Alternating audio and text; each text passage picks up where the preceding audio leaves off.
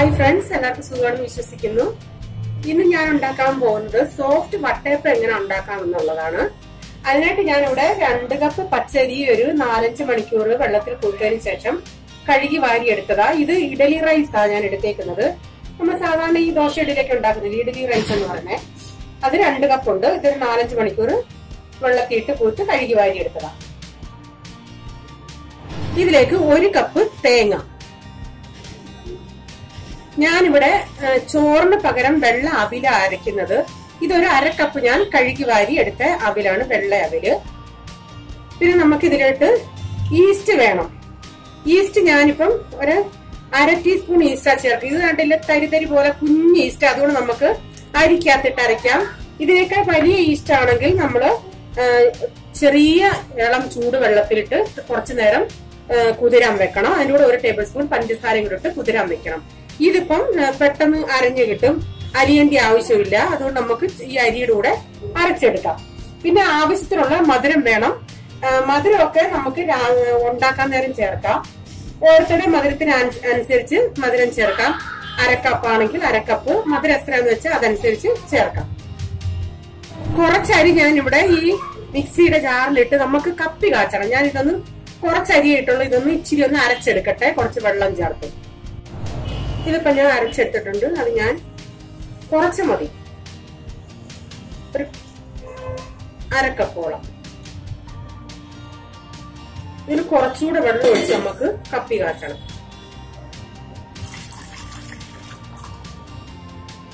ആദ്യം നമുക്കിന്ന് കപ്പി കാച്ചാം.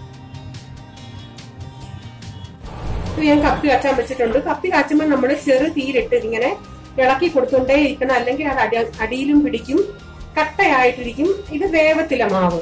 അതുകൊണ്ട് തീ കുറച്ച് ഇങ്ങനെ ഇളക്കി കൊടുത്തോണ്ടേ ഇരിക്കണേ.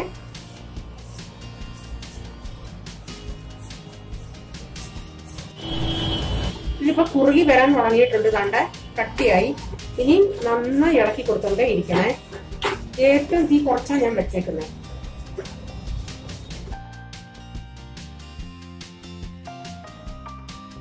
ഇനി അങ്ങ് തീ ഓഫാക്കാം. എന്നാലും ഇളക്കി കൊടുത്തോണ്ടേ ഇരിക്കണേ. കണ്ടാ ഈ പരുവായി. ഇതിന് തണുത്തതിന് ശേഷം നമുക്ക് അരിയുടെ കൂടെ അരച്ചെടുക്കാം. ഇതിപ്പോ തണുത്തിട്ടുണ്ട്. ഞാൻ ബാക്കിയുള്ള അരി മിക്സിയിലോട്ട് ഇട്ടിട്ടുണ്ട്. അതിൻ്റെ അകത്തോട്ട് ഇത് ഇവിടെ നമ്മൾ കപ്പി കാച്ചതോട്ടിട്ട് നമുക്ക് അരച്ചെടുക്കാം. ഒറ്റ ട്രിപ്പായിട്ട് അരയ്ക്കാൻ പറ്റുമെങ്കിൽ എല്ലാം കൂടെ ഒറ്റ ട്രിപ്പായിട്ട് അരയ്ക്കാം, അല്ലെങ്കിൽ 2 ട്രിപ്പ്. എനിക്കിപ്പോ 2 ട്രിപ്പായിട്ട് അരയ്ക്കേണ്ടി വരും. ഇത് നന്നായി അരയ്ക്കട്ടെ. ഇതിപ്പോ അരച്ച് ഞാനൊരു ചരുവത്തിലോട്ട് ഒഴിച്ചിട്ടുണ്ട്. ഇനി ബാക്കി ആ അവിലും തേങ്ങയും കൂടെ അരയ്ക്കാം.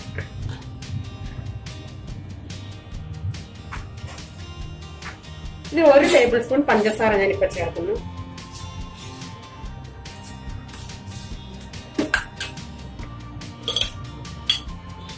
പിന്നെ ഈസ്റ്റ് 1/2 ടീസ്പൂൺ ഈസ്റ്റ്. ഇതുകൂടെ നന്നായി അരച്ചെടുക്കട്ടെ. ഇപ്പം ഈ അരച്ചതുകൂടെ ചേർത്ത് നമുക്കിത് മിക്സ് ചെയ്ത് പൊങ്ങാനായിട്ട് വെക്കാം.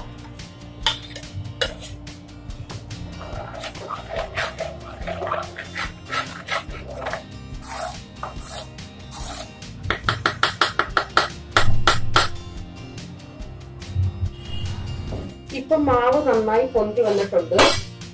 ഒരു 8 മണിക്കൂറൊക്കെ കഴിഞ്ഞു. ഇനി ഇതിലോട്ട് നമുക്ക്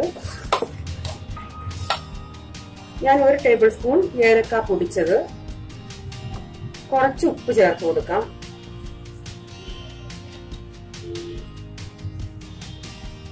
പിന്നെ 1 ടേബിൾ സ്പൂൺ പഞ്ചസാര നമ്മൾ ചേർത്തല്ല, ഞാൻ പിന്നെ ഒരു 1/4 കപ്പ് കൂടെ ചേർക്കുന്നുണ്ട്. ഓരോരുത്തരുടെ മധുരത്തിനനുസരിച്ച് നിങ്ങൾക്ക് ചേർക്കാം.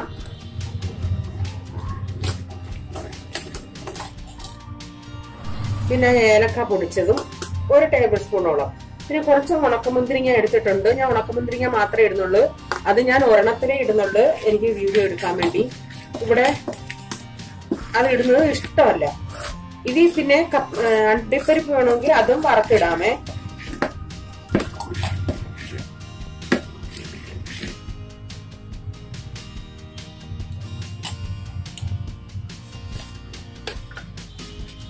ഞാൻ ടോട്ടൽ ഇപ്പൊ 6 ടേബിൾ സ്പൂൺ ഇട്ട് 1 ടേബിൾ സ്പൂൺ പഞ്ചസാരയും കൂടെ ചേർക്കാം.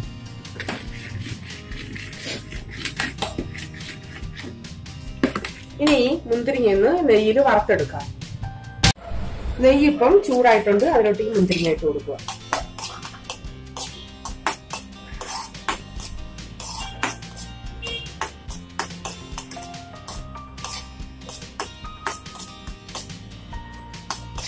മുന്തിരിങ്ങ ഇപ്പം വീർത്ത് വന്നിട്ടുണ്ട്. ഞാൻ ഈ ഇതിന് കോരിയെടുക്കുക.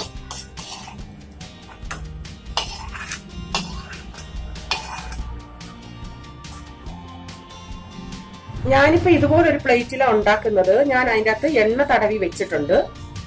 ഏത് പ്ലേറ്റിലാണ് നിങ്ങൾ ഉണ്ടാക്കുന്നതെന്ന് വെച്ചാൽ അതിൽ എണ്ണയോ നെയ്യോ തടവി എടുക്കാം. ഞാനിപ്പോ ഇഡലി പാത്രത്തിൽ വെള്ളം ഒഴിച്ച് അതിന്റെ അടിയില് ഞാനൊരു തട്ട് വെച്ച് സ്റ്റാൻഡ്, നമ്മൾ ഈ കേക്കൊക്കെ ഉണ്ടാക്കത്തില്ല അതുപോലെ. എന്നിട്ട് അതിന്റെ മുകളിലാണ് ഞാൻ ഈ പാത്രം വെച്ചേക്കുന്നത്. ഞാൻ പാത്രം ഇറക്കി വെച്ചത് മാവ് ഒഴിച്ചിട്ട് എനിക്ക് പാത്രം വെക്കുമ്പോ അത് അങ്ങോട്ടും ഇങ്ങോട്ടും ചരി. അതുകൊണ്ടാണ്. ഇതിപ്പോ നന്നായി കണ്ട് വെള്ളം അടിയിൽ നിന്നൊക്കെ തിളച്ച് പുക വരുന്നുണ്ട്. ഇനി നമുക്ക് മാവ് ഒഴിച്ചു കൊടുക്കാം.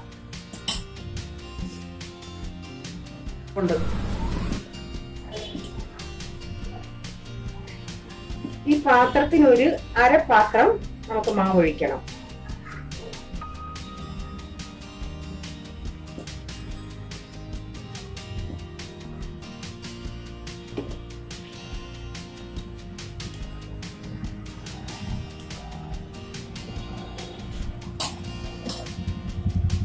ഇപ്പൊ ഇത് വെച്ചിട്ട് ഒരു 1-2 മിനിറ്റായി ഞാൻ ഇതിന് മുകളിലോട്ട് മുന്തിരിങ്ങ ഇട്ട് കൊടുക്കുക. കാരണം 1-2 മിനിറ്റ് എന്ന് പറഞ്ഞത് ആ മുകളിലത്തെ ഒരു ഇച്ചിരി പച്ചപ്പായ ഇടുമ്പോ, അല്ലെങ്കിൽ നമ്മൾ ഇടുമ്പോ ഇതങ്ങ് താണു പോകും. അതുകൊണ്ട് ഇതിപ്പോ ഇവിടെ നടുക്ക് ഇച്ചിരി പച്ചപ്പായിരുന്നു, അതുകൊണ്ട് അത് അങ്ങ് താണുപോയി.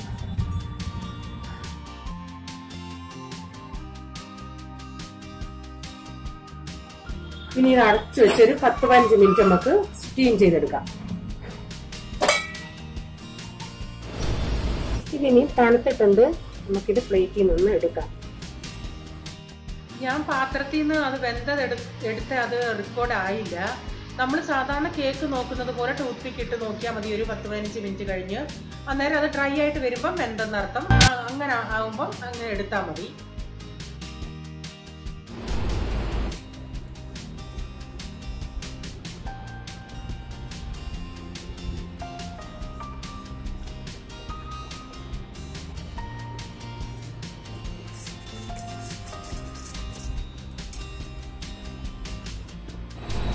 നല്ല സോഫ്റ്റ് അപ്പമാണ്. നമ്മുടെ വട്ടയപ്പം റെഡിയാണ്. ഇത് നിങ്ങളൊന്ന് ചെയ്ത് നോക്കുക. ഇതിപ്പോ ഞാൻ ഇളക്കിയപ്പോ ഇവിടെ ഇച്ചിരി സൈഡ് പോയതാ. ഇത് നിങ്ങൾക്ക് പ്രയോജനമാകുകയാണെങ്കിൽ ഈ വീഡിയോ മറ്റുള്ളവർക്ക് ഷെയർ ചെയ്യുക. സബ്സ്ക്രൈബ് ചെയ്യാത്തവർ പ്ലീസ് സബ്സ്ക്രൈബ് ചെയ്യുക. ഇതുപോലുള്ളൊരു പുതിയ ഡിഷുമായി വരും വരെ bye. God bless you. Thank U.